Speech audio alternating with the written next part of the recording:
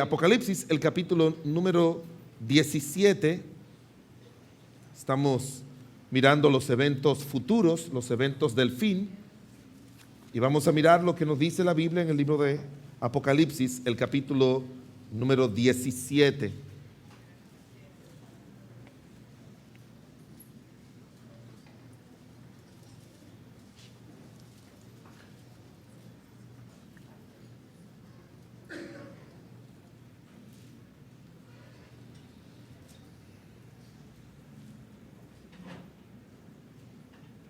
Vamos a leer los versículos del 1 al 6.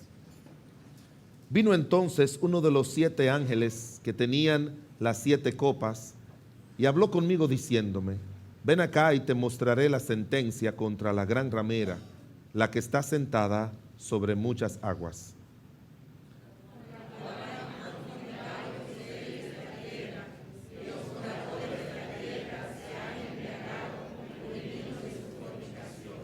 Y me llevó en el espíritu al desierto, y vi a una mujer sentada sobre una bestia escarlata, llena de nombres y de blasfemia, que tenía 7 cabezas y 10 cuernos.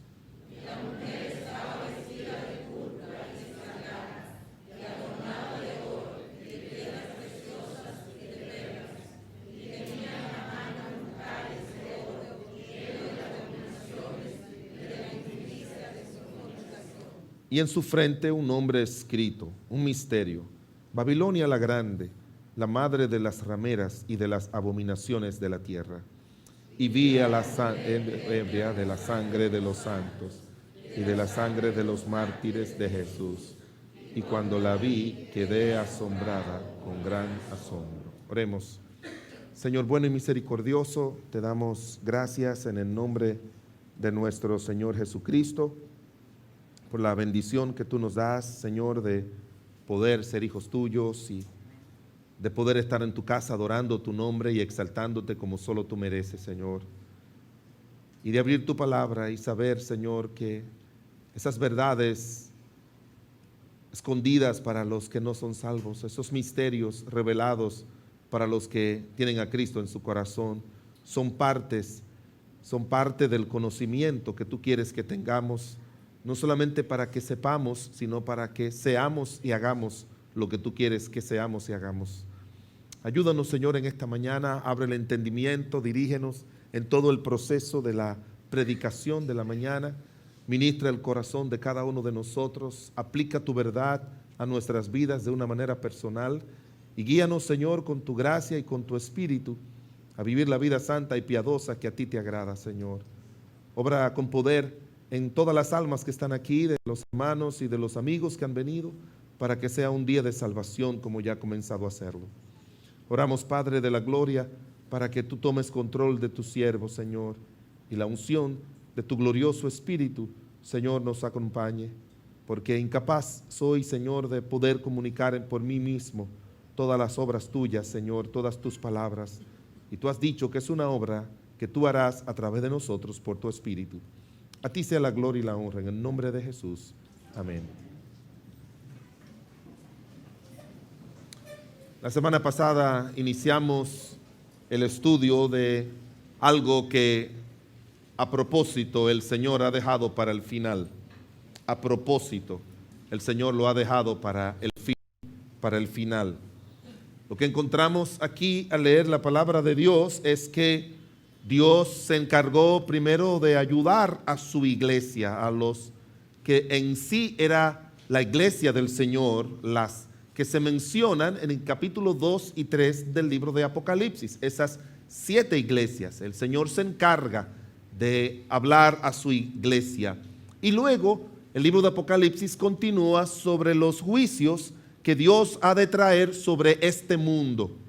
Un mundo perverso, un mundo que vive de espaldas a Dios, un mundo que vive sin Dios y un mundo que no quiere a Dios.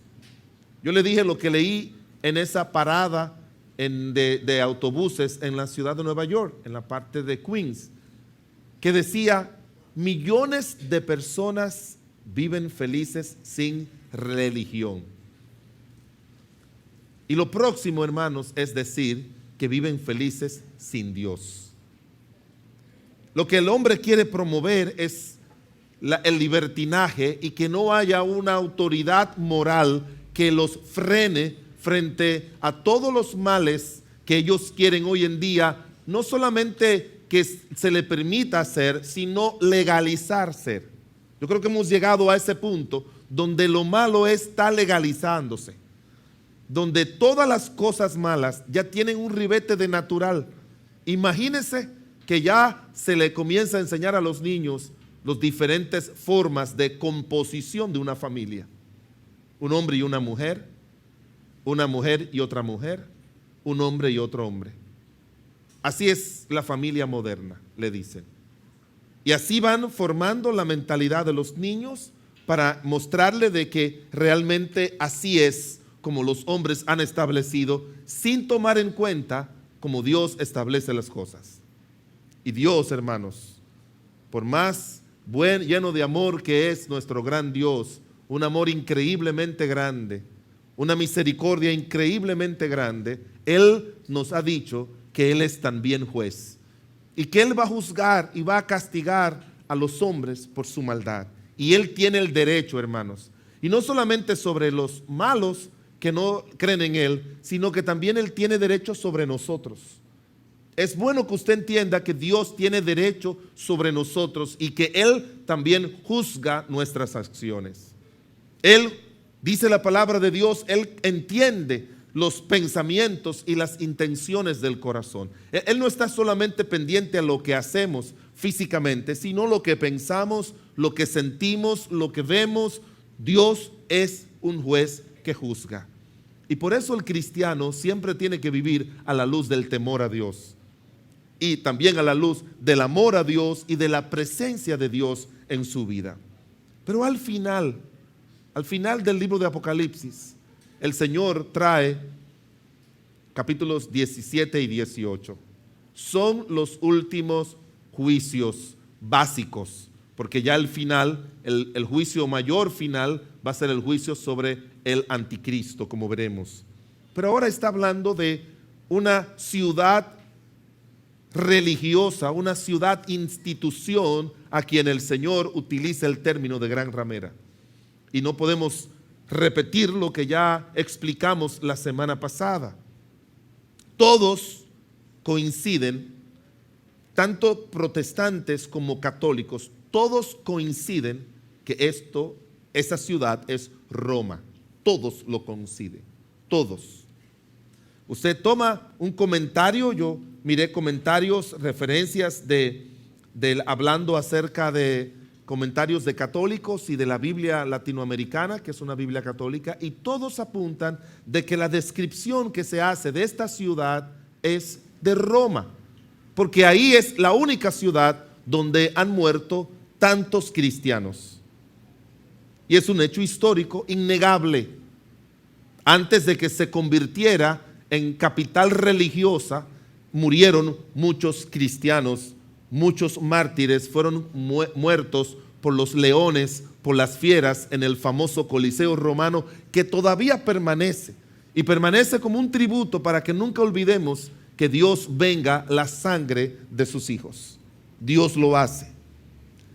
Pero con el paso del tiempo, este imperio dejó de ser un imperio militar y se convirtió en un imperio religioso. Eso ocurrió en el año 800 de nuestra era, como le mencioné el año pasado, la semana pasada. En el año 800 de nuestra era, los otomanos vinieron y tomaron control de Roma, pero Roma se quedó con el control religioso. Y eso se oficializó, obviamente, en los siglos subsiguientes y hasta el año 1929, cuando el Estado italiano creó el Estado del Vaticano, donde se estableció como un Estado parte de esa ciudad independiente, pero con un control religioso y también con un control político. Se quedó por muchos años y todavía aún lo tiene. De manera que este término tan fuerte que el Señor utiliza, que vimos la semana pasada, que ya el Señor utiliza con la ciudad de Jerusalén, cuando una ciudad cuando un grupo de creyentes que son de Dios se apartan y comienzan a ligarse con la idolatría, el Señor siempre utiliza el término de fornicación o de adulterio espiritual, siempre. Porque se supone que los cristianos tienen que permanecer fiel a su Dios y no a ningún ídolo. Eso es lo que nos enseña la Biblia desde que fue formado la nación de Israel en el libro de Éxodo. Capítulo número 20, hablando acerca de los 10 mandamientos, nos dice claramente: no tendrás dioses ajenos delante de ti. No te harás imagen de ninguna cosa en el cielo, ni en la tierra, ni debajo de la tierra, ni te inclinarás a ellas, ni los honrarás. Y luego dice: porque yo Jehová soy tu Dios, fuerte y celoso, que visito la maldad de los padres hasta la tercera y cuarta generación de los que me aborrecen. Dios visita la maldad y Dios castiga la maldad. Y Dios llama maldad claramente a este asunto de la idolatría. Y con el paso del tiempo, en la Edad Media, cuando Constantino en el año 300 dijo que el cristianismo debería ser la religión del Estado, fue un decreto. Aquí viene el problema, hermanos. Un decreto. Miren, hermanos, nadie puede ser cristiano por decreto. Nadie. Ni por obligación ni por coerción. Cristo dijo: si alguno quiere venir en pos de mí, niéguese a sí mismo. Si alguno. Siempre la salvación es presentada en la Biblia como una decisión personal e individual. De tal manera amó Dios al mundo, que ha dado a su Hijo unigénito, para que todo, ¿quién? Aquel que en él cree. Aquel que en él cree. Pero Constantino declaró que todo el mundo tenía que ser cristiano. ¿Y qué hizo la gente de otras religiones? Bueno, voy a ser cristiano, pero traigo mis ídolos. Y trajeron sus ídolos con ellos. Ahora ellos estaban creyendo en Dios, adorando a Cristo, pero vinieron con sus ídolos. Y con el paso del tiempo, el mismo cristianismo comenzó a crear también ídolos. Por ejemplo, si usted mira la evolución de cómo se ha ido aceptando a María, desde hacerla la madre física de nuestro Señor Jesucristo, con lo que todo el mundo está de acuerdo, porque bíblicamente así lo presenta la palabra de Dios, pero hacerla ya corredentora, al mismo nivel de nuestro Señor Jesucristo, esa no fue la función que Dios le asignó a ella.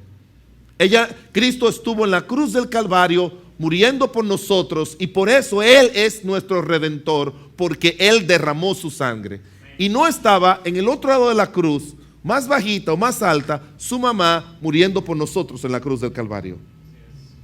Si hubiese pasado eso, entonces ella sí pudiera haber sido llamada corredentora, porque murió junto con su Hijo por nosotros en la cruz del Calvario. Pero no fue así. No fue así en ninguna manera. Y fueron haciendo de ella un ídolo que yo sé que si pudiéramos decir humanamente que qué estaría haciendo María en el cielo, yo creo que desde el día en que eso se comenzó a mirar, ella no ha parado de llorar, cosa que no es cierto, pero si fuera posible. Porque ver que toda la adoración la están dirigiendo a ella cuando ella misma reconoció a su propio Hijo como su Salvador. Y mandó a decir claramente en aquellas bodas: hagan todo lo que Él dijere, porque Él es Dios, no yo. Cuando fueron a pedirle algo a ella, ella le dijo: yo no puedo hacer nada, ustedes vayan donde Él. Entonces no tenemos que ir donde ella, nosotros tenemos que ir donde Él, tal como ella señaló y tal como el Padre ha señalado. Pero no solamente a ella, sino a todos esos buenos siervos de Dios que se murieron, los apóstoles, lo hicieron ídolos. Al principio con la idea de solamente recordarlos, pero hermanos, con el paso del tiempo, todo lo que usted levanta y lo hace un objeto de culto, usted le va a atribuir las mismas facilidades y capacidades que tiene Dios. Todo lo que usted levanta como objeto de culto, usted va a adorar igual que a Dios. Y hoy en día, hermanos, más se le pide a esas imágenes que a Dios y que a Cristo. Se convirtieron entonces, esa parte del cristianismo se convirtió en una ramera, porque comenzaron a adorar imágenes, se convirtió en una adúltera o una fornicaria, como le llamó Dios a la misma ciudad de Israel, cuando comenzaron a adorar ídolos e imágenes. Lo de ramera, hermanos, es porque nos dice la palabra de Dios que esta ramera, menciona ese nombre, ha fornicado con todos los reyes de la tierra. Ahora dígame usted, ¿qué institución religiosa en el mundo es oficial y tiene una relación oficial y acuerdos oficiales con la mayoría de los gobiernos del mundo? ¿Cuál? Solo. Y yo sé, este tema es muy espinoso, porque probablemente hay personas que han entregado su vida a Cristo y se quedan todavía con esa nostalgia por su iglesia. Y no hay nada malo con eso. Pero lo cierto, hermanos, que esto no es un asunto sentimental. Esto es un asunto espiritual. Y cuando alguien deja a Dios, nosotros también tenemos que dejarlo. Quien sea. Cuando alguien deja a Dios, se aparta de los mandatos de Dios. Estaba hablando con un hombre en una ocasión, libanés, del Líbano, y en el Líbano usted está dividido, las familias están divididas, o son católicos o son musulmanes. Y si son familia, no se tratan entre sí si son de diferentes religiones. Es una guerra aún familiar. No se aceptan, no se tratan, nada. Este hombre era católico y había venido de allá del Líbano. Se casó con una hija de unos hermanos que asistían antes a nuestra iglesia. Y yo comencé a mostrarle por la Biblia lo que Dios dice. Y él a rebatirme con respecto a lo que su iglesia, la iglesia católica, afirma. Al final yo le hice esta pregunta: si la Biblia dice una cosa y la iglesia católica dice otra, ¿a cuál de los dos usted le cree? Y me dijo: a la iglesia. A ese punto, hermanos, a ese punto están llegando. Y si usted no nos visita, no es común, hermanos, amigos, que nosotros nos paremos en ese púlpito ni lo mire así a criticar otra religión. Nunca lo hacemos. Enseñamos la verdad y la verdad se va a encargar de que usted tenga el discernimiento. Lo único que estamos estudiando, el libro de Apocalipsis y mirando la profecía, y ya hemos estudiado acerca del anticristo, ya hemos estudiado acerca de los juicios, de quienes han de ser salvos en la gran tribulación, hemos hablado acerca de ese periodo de la gran tribulación, y ahora, casi terminando, nos toca hablar acerca de esto que el Señor mismo dice, de esta gran ramera a quien Dios va a traer sus juicios. Y esa es la razón por la que estamos haciendo esto. No lo estamos haciendo para atacar a nadie, pero lo estamos haciendo para mostrar lo que la Biblia dice sobre todo, porque Dios es un Dios justo y Él castiga a aquellos que dicen ser sus hijos, pero se han apartado de sus caminos. No se le ocurra hacer eso. No se le ocurra apartarse de los caminos de Dios, hermanos. Que no se nos ocurra. Tenemos que batallar para mantenernos fieles al Señor. Nos conviene para glorificarle a Él, pero también por el bien de nuestras vidas. No nos conviene. Hoy, mire conmigo en el libro de Salmo 73.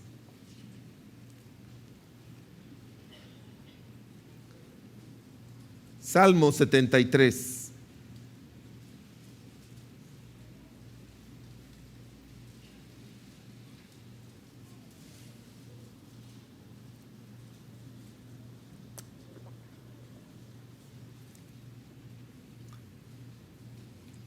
Todos lean conmigo el versículo 27 del Salmo 73.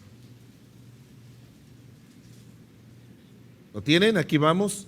Porque he aquí, los que se alejan de ti perecerán.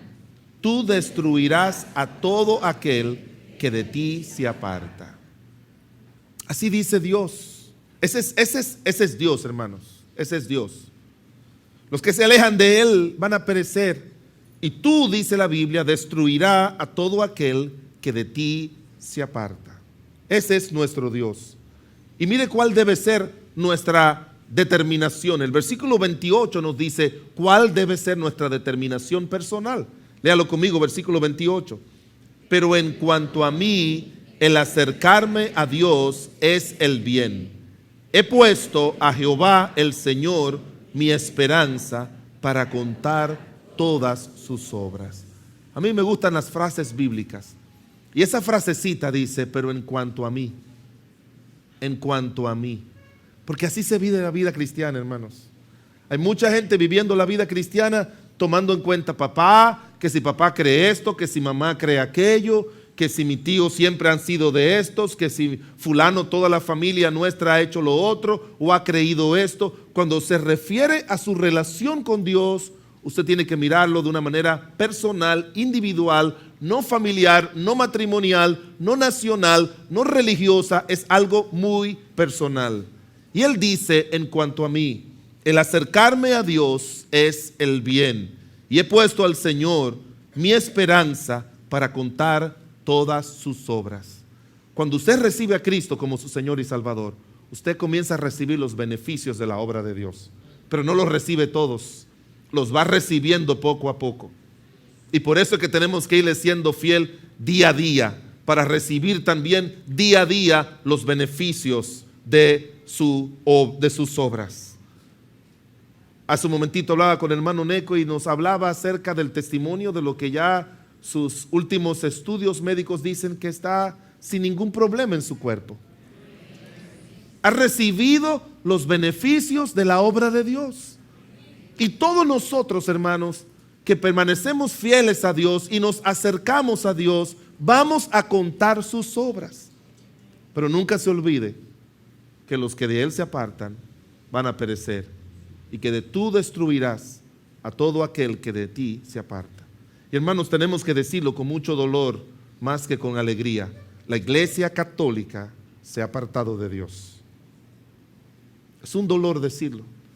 Quisiéramos decir que todas las congregaciones en el mundo entero buscan a Dios, no importa los nombres o las denominaciones. Nos gustaría que todos hicieran las cosas como Dios manda en su palabra. Usted no, bueno, pastor, es lo que ustedes creen. No, solamente usted tome lo que alguien cree y lea lo que dice la Biblia y usted va a llegar a las mismas conclusiones, porque la palabra de Dios se abre el entendimiento cuando una persona anhela hacer la voluntad de Él. Se abre ese entendimiento de una manera bien grande, bien clara. No necesita usted necesariamente explicaciones adicionales. La palabra de Dios, dice la Escritura, la exposición de tu palabra alumbra y hace entender hasta los simples. Pero lo cierto es que no hay otra forma de interpretar Apocalipsis 17 y 18. No hay otra forma. Mire, para que usted vaya pensando en todas las cosas que seguiremos leyendo del capítulo 17 y capítulo 18, y usted va a ver que no existe en el mundo entero alguna institución que tenga estas características. No existe. Capítulo 17 del libro de Apocalipsis, mire lo que dice la palabra de Dios en el versículo número 15.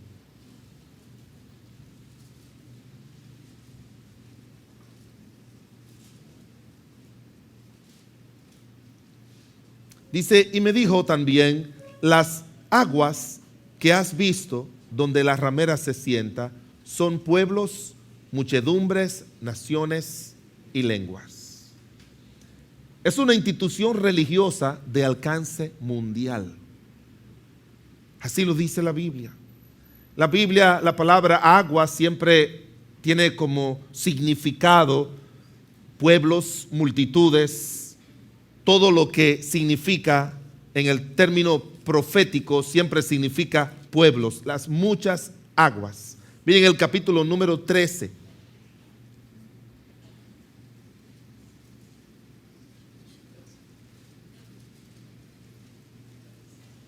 Capítulo 13, versículo 1. Me paré sobre la arena del mar y vi subir del mar una bestia que tenía 7 cabezas y 10 cuernos, y de sus cuernos 10 diademas, sobre sus cabezas un nombre blasfemo. Está hablando del anticristo.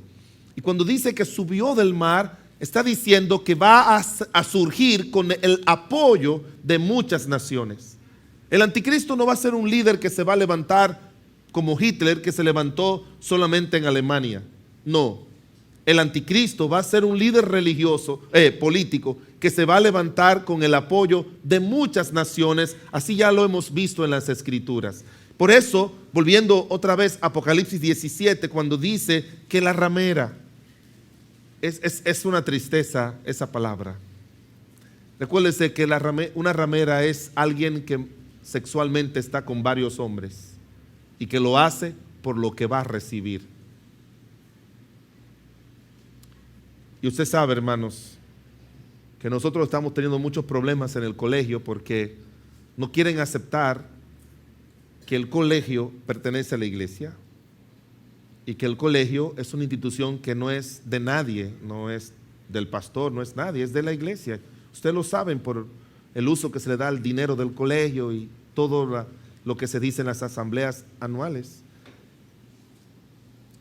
Pero cuando nosotros vamos a declarar que nuestro colegio pertenece a la iglesia y en la Constitución que el mismo Estado aprobó dice que nosotros podemos establecer colegios, ellos nos dicen, no, ustedes no pueden hacer eso porque es una institución donde se cobra dinero y tienen que pagar impuestos por eso. La iglesia está exenta de los impuestos, pero ustedes como colegio no, pero pertenece a la iglesia. ¿Qué vamos a hacer? Son lo que se llaman colegios parroquiales. Pero usted va, hermanos, a los colegios católicos y no le aplican la misma medida, porque ya han hecho un acuerdo, se llama el Concordato de 1954, si no mal recuerdo, cuando llegaron a ese acuerdo, y ese acuerdo lo han hecho con todos los gobiernos del mundo. ¿A cambio de qué? A cambio de dinero. A cambio de dinero tienen ese maridaje con todos los gobiernos del mundo. A cambio de los beneficios. Uno de los principios de las iglesias bautistas es el principio de la separación del Estado y la iglesia. Nosotros estamos separados del Estado. El Estado no tiene injerencia sobre la iglesia, ni la iglesia sobre el Estado. Para que el Estado no le diga a la iglesia lo que tiene que hacer, ni la iglesia le diga al Estado lo que tiene que hacer. Ellos son responsables ante Dios y nosotros somos responsables ante Dios. Y cuando se establecieron los bautistas, los primeros 7 principios, y así se fundó la nación de Estados Unidos con un grupo de peregrinos que vinieron de Inglaterra, establecieron eso y así está en la Constitución de nuestro país y en todos los países la separación del Estado y de la iglesia. Pero ellos están, hermanos, por los beneficios que reciben. Y créanme que nosotros no andamos buscando beneficios.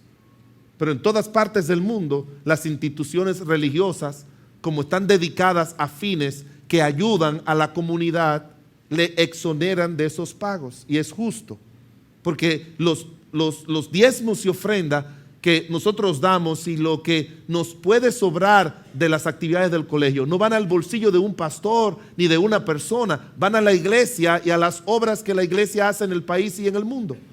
Y todo el mundo lo sabe, porque pueden fiscalizar los registros contables de las iglesias. Nadie se queda con un centavo. Pero ellos engrandecen las arcas del Vaticano y dicen, estaba leyendo un estudio aquí que encontré, y ellos dicen que, oiga lo que dice lo siguiente: gran parte de la riqueza de la Iglesia Católica fue adquirida mediante la confiscación de propiedades de las víctimas miserables de la Inquisición. Aún los muertos eran exhumados para que enfrentaran el juicio y los herederos, la iglesia les quitaba la propiedad.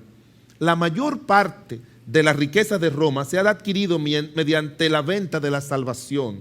La iglesia ha recibido incontables miles de millones de los que pensaban que estaban comprando el cielo a cuotas mensuales para sí mismos o para sus seres queridos. ¿Usted recuerda lo que eran las indulgencias? Que era la compra del perdón. Así era como le decían: si tú quieres ayudar a tus seres queridos a que pasen del cielo, del purgatorio al cielo, tú compras este perdón. Y así se construyó la Basílica de San Pedro, hermanos. Eso está documentado. Usted va a la Basílica de San Pedro y es una plazoleta impresionante que existe en Roma. Se compró a través de las ventas, de las indulgencias, para que la gente recibiera el perdón de sus pecados y ellos poder erigir esos edificios. Y como bien dicen, hablando acerca de esto, es incalculable, dice este estudio, la cantidad de obras de arte que si las vendiesen, pudieran hacer miles de millones de dólares para ayudar a la gente pobre en África. Solamente a los africanos que pudieran ayudar vendiendo todo esto. En la década de los 90, el famoso Banco Ambrosiano, si usted ha leído la historia, tuvo problemas porque es el Banco del Vaticano, con muchos millones allí. La Biblia lo dice, miren el capítulo 18 de Apocalipsis. Apocalipsis capítulo 18, versículo 11.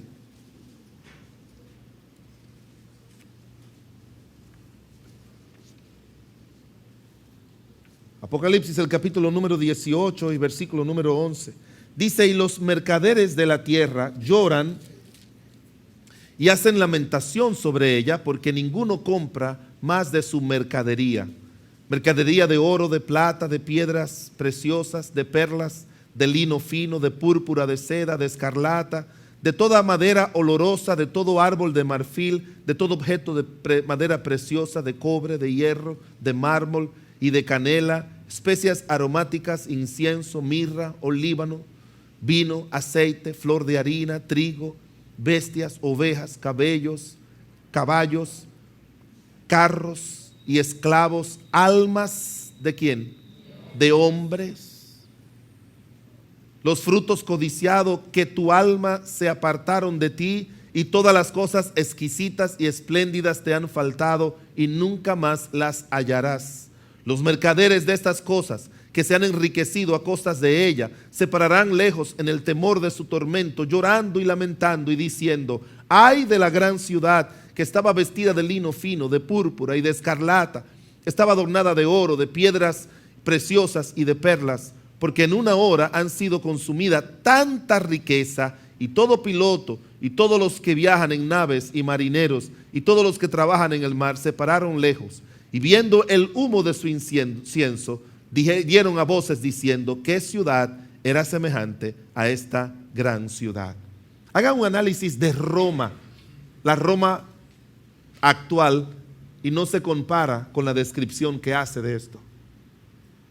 Pero usted hace un análisis a lo que es el Estado del Vaticano y usted sí va a ver que hace esa comparación. Porque ninguna otra ciudad, institución, ha batallado, ha comercializado con las almas de las personas. Cuando gente viene y nos pide culto memorial o lo que sea, o que se van a casar, gente que a veces no son de la iglesia o algo, siempre me dicen: pastor, ¿cuánto va a costar? Siempre me preguntan eso. ¿Cuánto cuesta ese culto memorial que usted va a hacer? Nada. ¿Cómo que nada? No, nada. Oh, pero cuando nosotros vamos a hacer alguna celebración a nuestra iglesia, a la iglesia de la familia, siempre tenemos que pagar por eso. Si usted se va a casar, tiene que pagar. Si usted va a hacer una misa, como dicen, tiene que pagar. Si usted va a enterrar un muerto, tiene que pagar. Si lo lleva a la funeraria para que le haga la extrema unción, tiene que pagar. Todo tiene usted que pagar, todo. No hay nada espiritual. Y mucha gente viene y me dice así. A veces han venido personas aquí que no son cristianos, que vienen a través del programa de radio y me dicen, se sientan y hablan conmigo: pastor, usted puede darme un consejo a mi familia, y oramos y hablamos, salen agradecidos y siempre me preguntan: pastor, ¿cuánto es? ¿Cuánto le debo? Cantidad de gente me preguntan: ¿cuánto es? ¿Cuánto le debo? Nada. Las cosas de Dios no cuestan.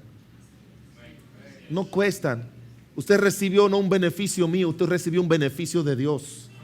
Yo no soy el que le he dado lo que usted ha recibido. Yo he orado para que Dios se lo dé a través de mí, pero fue Dios que se lo dio.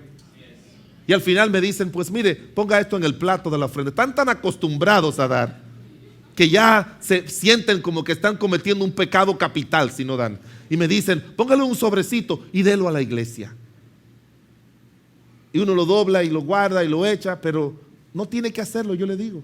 No tiene que hacer nada de eso. No se preocupe, téngalo. No, no cobramos, no le pedimos nada a nadie, no hacemos nada por dinero. Recogemos el diezmo y ofrenda porque nos los manda la palabra de Dios y es para la obra de Él, no para nosotros, no para nadie. Es algo que Dios estableció para que su obra creciera y pudiéramos nosotros recibir más beneficios que lo que nosotros damos. Por eso, hermanos, la palabra de Dios aquí nos cuenta con tanta firmeza y con tantos detalles que no cabe lugar a que se está refiriendo no a una ciudad política, sino a una institución religiosa. Mire otro aspecto también que nos va a convencer. En el capítulo 17 del libro de Apocalipsis nos da otro aspecto también importante. Apocalipsis, el capítulo número 17, versículo número 4. Y la mujer estaba vestida de púrpura y escarlata y adornada de oro, de piedras preciosas y de perlas. Y tenía en su mano un cáliz de oro lleno de las abominaciones y de las inmundicias de su fornicación. Hermanos, ninguna nación se ha quedado con ese tipo de vestiduras. Ninguna. Cualquier signatario de cualquier nación, de tradición cristiana, obviamente, no musulmana, pero cristiana, usa la ropa normal. Cualquier líder religioso normal de cualquier iglesia usa ropa convencional. Pero esta descripción es la que permanece con esta institución hasta el día de hoy. Usted ve cómo se visten, hermanos, y sería bueno que usted pudiera mirar en detalle. Vaya al internet para que usted entienda que cada parte de esa vestidura que tienen esos religiosos tiene un significado relacionado con idolatría. Cada una de esas partes. Los colores, la mitra que utilizan, el cáliz de oro, el color púrpura, todo eso está relacionado con lo que eran las prácticas sacerdotales de naciones paganas. Todo eso. Se han quedado así, con todas esas vestiduras, porque eso tiene un significado. Cuando Constantino en el año 300, recuerden, hizo eso, entonces todo el mundo se metió a cristiano, pero se metió a cristiano con todo lo que tenía y lo dejó ahí. Y para poder aceptarlos como cristianos, hermanos, venga con todo, que nosotros nos acomodamos. Aquí cabemos todos con todo. Todo con todo. Y por eso es que hay tantas prácticas. Por ejemplo, el Señor Jesucristo nunca estableció sacerdotes. Miren los líderes que Él estableció. En el libro de Efesios, el capítulo número 4.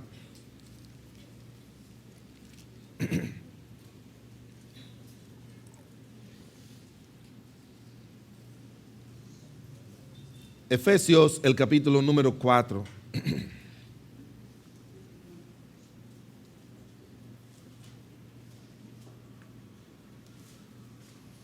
Y en el versículo número 11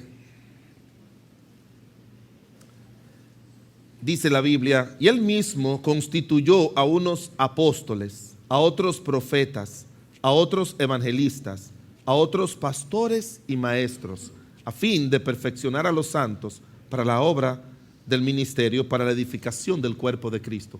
Dios nunca estableció sacerdotes, obispos ni papas. ¿Por qué? Porque el sacerdocio en el Antiguo Testamento era para ofrecer sacrificios de animales. Y cuando nuestro Señor Jesucristo fue ofrecido en la cruz del Calvario, ya no se necesitaba de ofrecimiento de sangre de animal. Y por eso el sacerdocio que se mencionaba en el Antiguo Testamento fue sacado fuera. Y cuando Cristo viene, Él llama a 12 y a esos 12 le llama apóstoles. La palabra apóstol significa enviado y los envía a predicar el evangelio. Y ellos se establecen en las iglesias con el único propósito de predicar que ya el sacrificio por nuestros pecados había sido hecho por la persona de Jesucristo y que ya no necesitábamos la sangre de machos cabríos, ni necesitábamos la sangre de ovejas, ni necesitábamos sangre de nada. Así que ya el sacerdote no tenía oficio. Y así fue en la iglesia por muchos años, hasta que comenzaron por Constantino a venir toda esa influencia pagana. Y esa influencia pagana entonces trajo que se cambiaran el nombre de pastores, de siervos de Dios, de profetas, al nombre de sacerdotes o padres o papas. Al final, pensando de que Pedro fue establecido como el líder de todos, cuando la Biblia no dice que Pedro era la persona que Dios dejó aquí en la tierra, sino que los dejó a los 12 apóstoles, a los 12, no a uno en particular, aunque Dios usó grandemente al apóstol Pedro, pero Dios nunca puso su autoridad sobre ningún hombre. Dios nunca ha puesto su autoridad sobre ningún hombre. Aquí en la tierra yo ni nadie es representante de Dios. Aquí solamente somos los que comunicamos el mensaje de Dios. No somos infalibles, porque no hay un ser humano que sea infalible. El único que es infalible es Dios. Pero según la tradición católica, el Papa es infalible. Cuando él habla igual que Dios, libre de error. Y eso es una pretensión que solamente a alguien que ya está tan metido en estos males se le puede pensar en atribuirse a sí mismos. Al punto tal de que le enseñan a las personas a creer muchas cosas que la Biblia condena. Por eso, hermanos, cuando usted y yo miramos esta descripción aquí, la parte más triste de todo eso, hermanos, es que los mismos gobernantes que han hecho posible para mantenerles tranquilo, acallado, le han dado todo ese poder, porque es mejor tenerlo de su lado que en contra. Usted sabe que quien calentó, dicen los libros de historia, quien calentó mucho para que a Juan Bosch le dieran el golpe de estado en el 63 fue la iglesia. Todo gobernante, oí un gobernante dominicano que dijo: si tú quieres terminar tu periodo, no te metas con la iglesia, con los gringos ni con los militares, porque los tres tumban gobierno, dijo ese político. O te tumban los gringos, como han tumbado a muchos en Latinoamérica o lo hicieron en el pasado, o te tumban los militares, como también han hecho en nuestro país y fuera, o te tumba la iglesia, porque son tres poderes fáticos con quien nadie se quiere meter y todo el mundo quiere tenerlo a su lado. Pero ¿sabe lo que dice la Biblia? Mire, el capítulo 17 de Apocalipsis.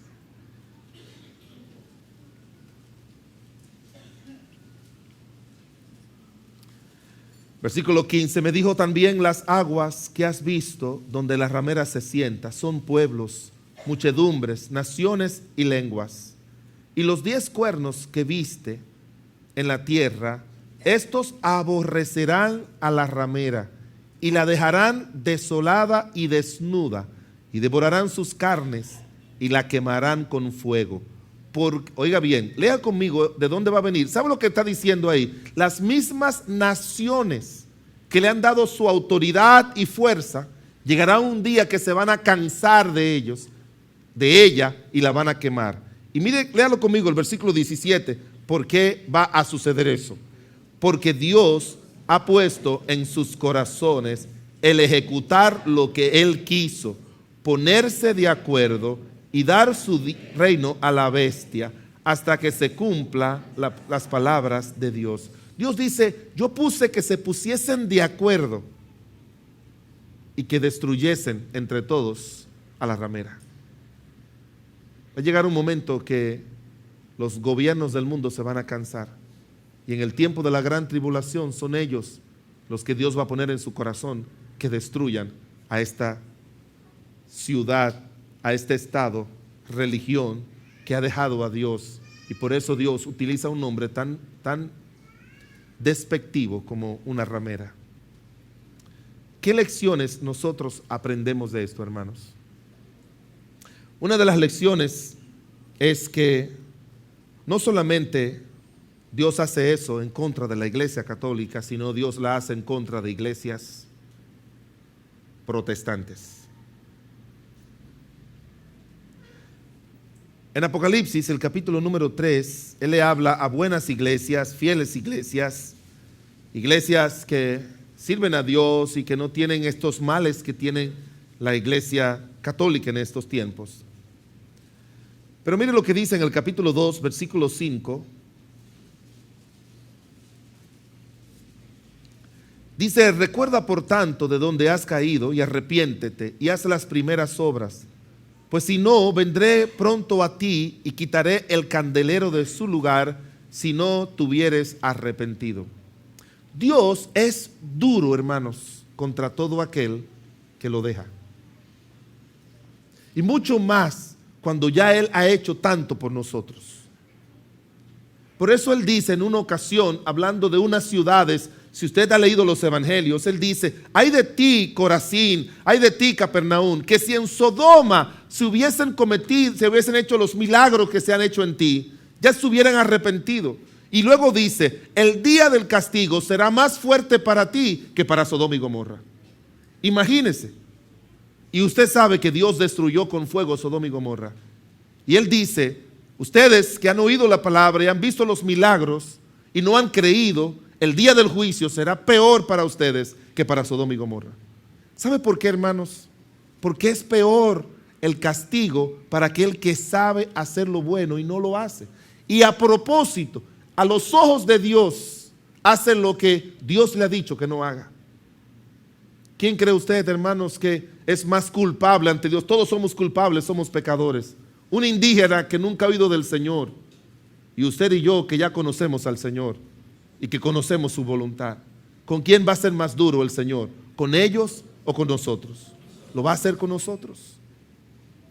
Hermanos, es una bendición ser cristiano, pero tenga cuidado, tenga mucho cuidado como usted camina con Dios, lo que usted hace, lo que usted ve. Hablando a otra iglesia en capítulo 3 de Apocalipsis, el versículo 19, dice: yo reprendo y castigo a todos los que amo, sé pues celoso y arrepiéntete. Hermanos, hay iglesias protestantes que están igual que la iglesia católica.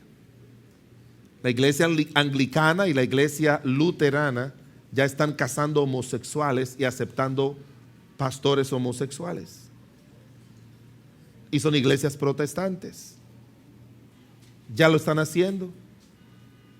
¿Y usted cree que Dios va a decir: no, a ellos voy a destruir, pero a ustedes no? No. Dios no hace eso.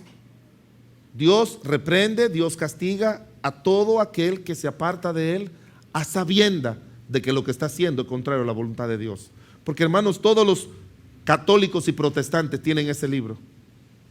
Y todos somos responsables de que lo que decidimos enseñarle a nuestra feligresía debe venir de esta palabra de Dios.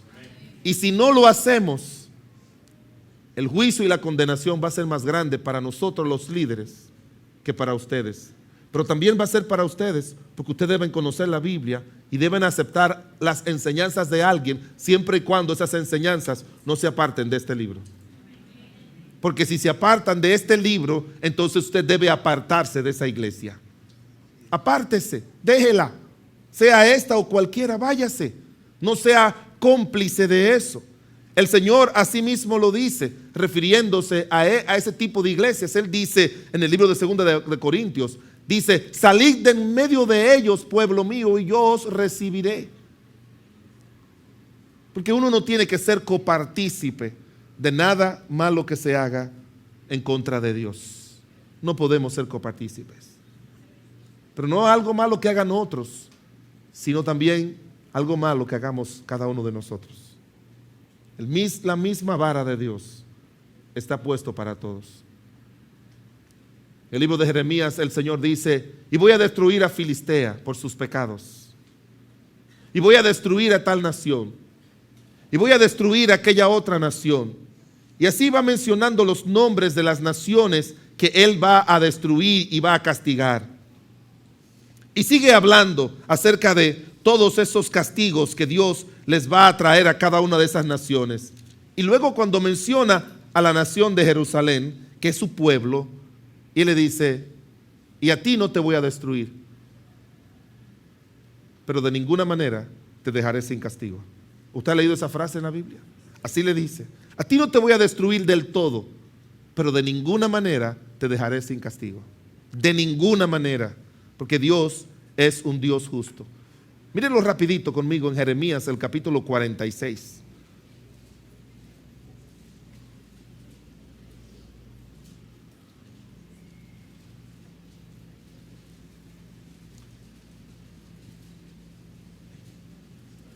Jeremías, el capítulo 46, el último versículo es versículo 28.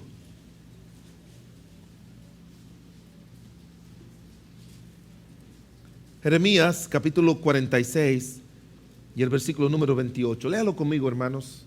Me gusta que lo lea en voz alta, se le graba más, se nos graba más en nuestra mente y en nuestro corazón.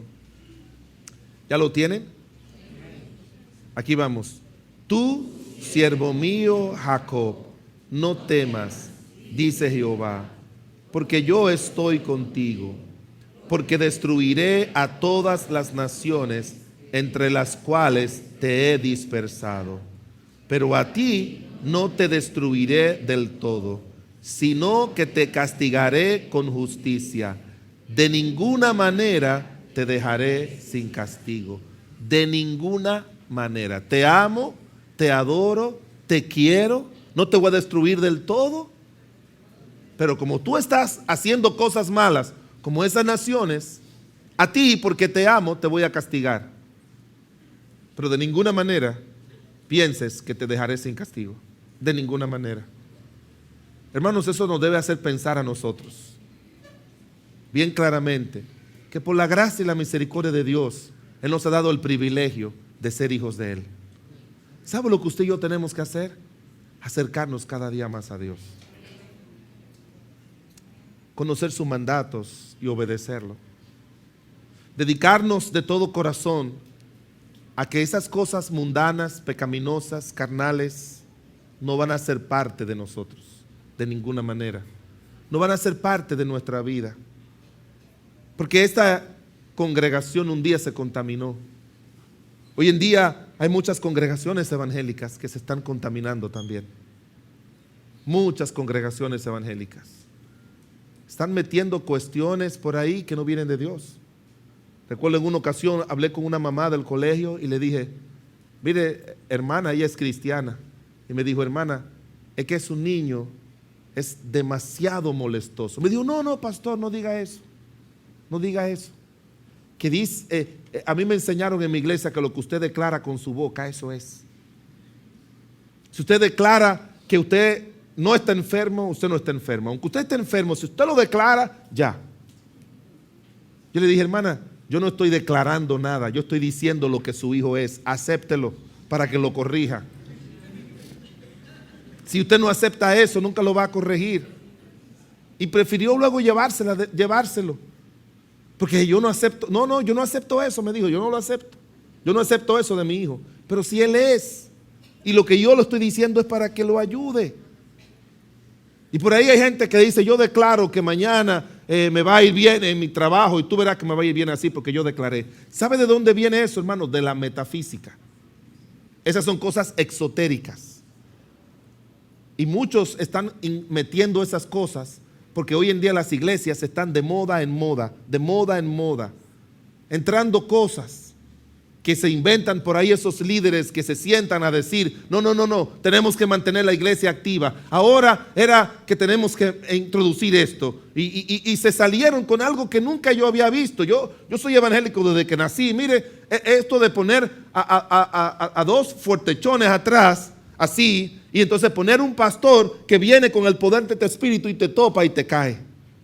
Yo le pregunto, ¿cuál es el beneficio espiritual de que alguien te tope y te caiga? Al único que beneficia eso es el hermano Vladimir, porque se le puede romper la columna y él gana dinero con eso. Es el único que puede beneficiar eso. Gente que se le vaya a romper la columna porque lo tiren para atrás, una hernia discal, tiene que ir donde él cobra 20,000 o 30,000 pesos, 2,000 de diezmo, gana él y gana la iglesia. para el único que puede ser de provecho. No veo otro provecho que ese asunto de tomar una persona y hacerle eso. Hay otro que viene y dice así, cojan el espíritu, todo el mundo se va para atrás, sí, se cae. Porque vino un viento y el Espíritu Santo lo tumbó a todos. Y la gente se llena de masas porque andan buscando eso, hermanos. ¿Sabe qué? El que anda buscando eso, no anda buscando a Dios.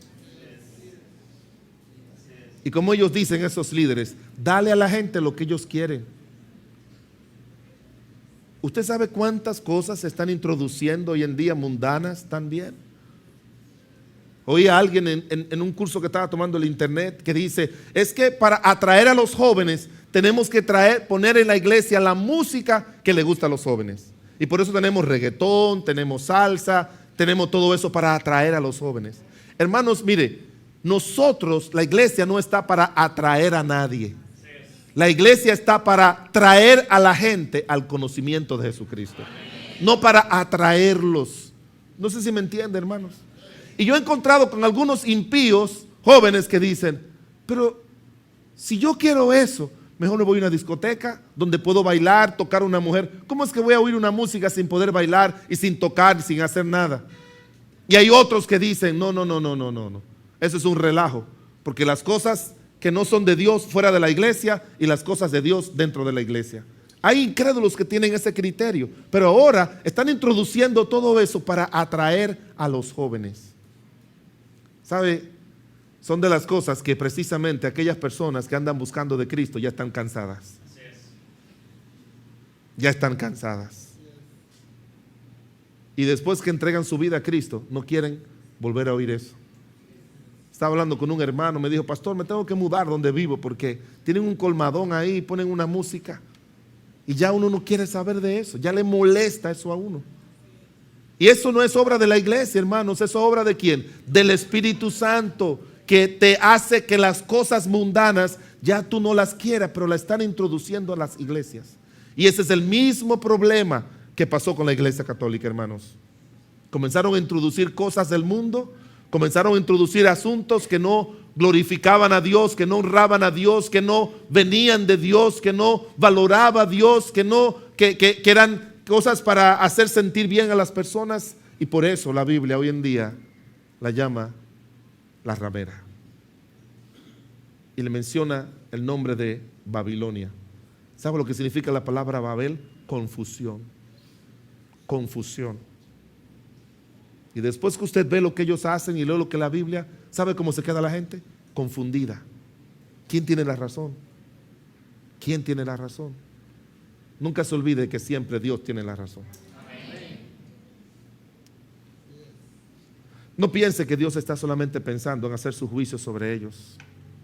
También lo hace sobre cada creyente.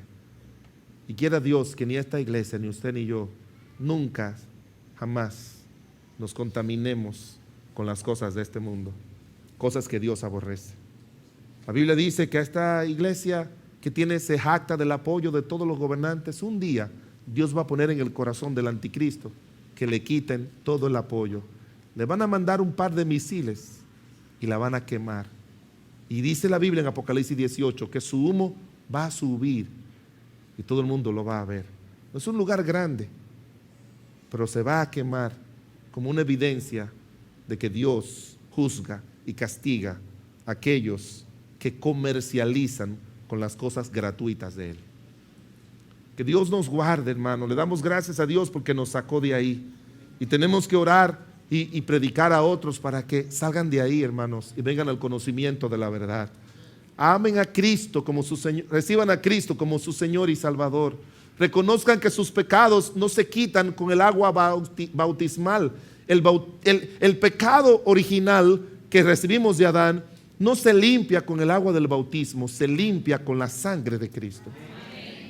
Y cuando una persona acepta a Jesucristo y le pide que con su sangre le limpie de todos y cada uno de sus pecados, es que esa persona un día va a entrar al cielo. Cuando el ángel Juan vio una multitud grande, le preguntó en el libro de Apocalipsis, ¿quiénes son? Y estos han salido de la gran tribulación y han emblanquecido su vida con la sangre del Cordero.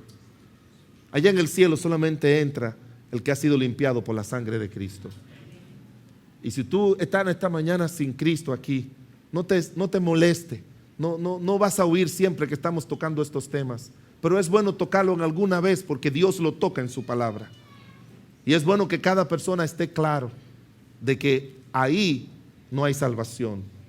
Que la salvación está en Cristo y en las iglesias que enseñan que la salvación está en Cristo. Oremos. Padre bueno y misericordioso, te damos gracias en el nombre de nuestro Señor Jesucristo,